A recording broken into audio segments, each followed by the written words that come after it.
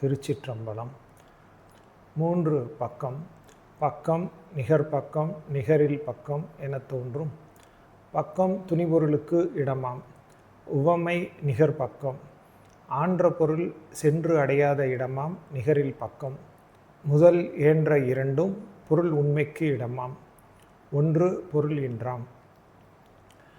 அனுமான அளவைப்படி மறைந்திருக்கின்ற ஒரு பொருளை அதை விட்டு நீங்காத பொருளை கொண்டு அறிவது அனுமான அளவை. அந்த அனுமான அளவையில் ஒரு பொருளை அறிந்து கொள்வதற்கு 3 பக்கங்கள் துணை புரிகின்றன.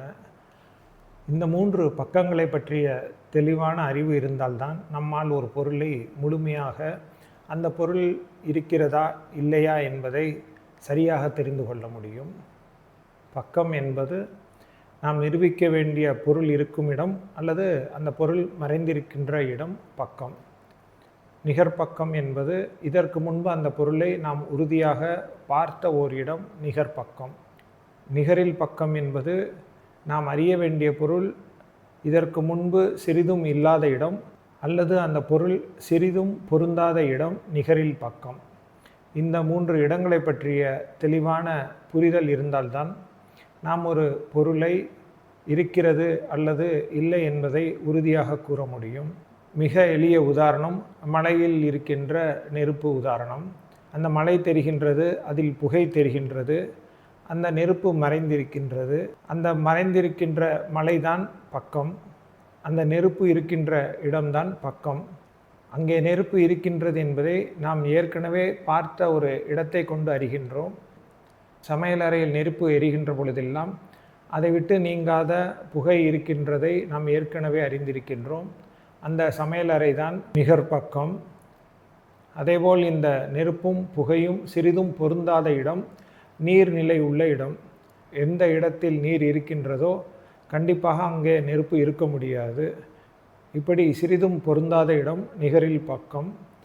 எந்த பொருளை நாம் அறிய வேண்டுமானாலும் அந்த பொருளை இந்த 3 இடங்களில் பொருத்தி பார்த்தால் அந்த பொருள் இருக்கிறதா இல்லையா என்பதை உறுதியாக கூற முடியும்.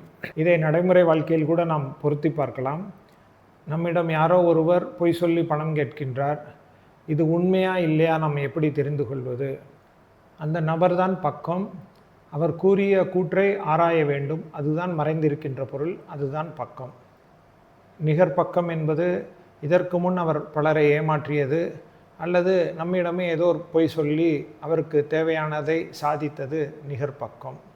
நிகரில் பக்கம் என்பது அந்த பிரச்சனைக்குரியவர் அந்த பணத்தை பெறுவதில் மட்டும்தான் குறியாக இருப்பாரே தவிர அந்த பிரச்சனையை தீர்ப்பதில் அவர் அதிக அக்கறை காட்ட மாட்டார். இப்படி எந்த ஒரு பொருளை நாம் அறிய வேண்டுமானாலும் இந்த 3 பக்கங்களில் நிறுத்தி பார்த்தால் அது உண்மையா அல்லது இல்லையா என தர்க்க ரீதியாக நாமே தெரிந்து கொள்ள முடியும். இப்படி நாம் ஆராய்ந்து அறிந்து கொள்வது நம்முடைய வாழ்க்கையில் பல பிரச்சனைகளை தீர்ப்பதற்கும் வராமல் தடுப்பதற்கும் பயன்படும்.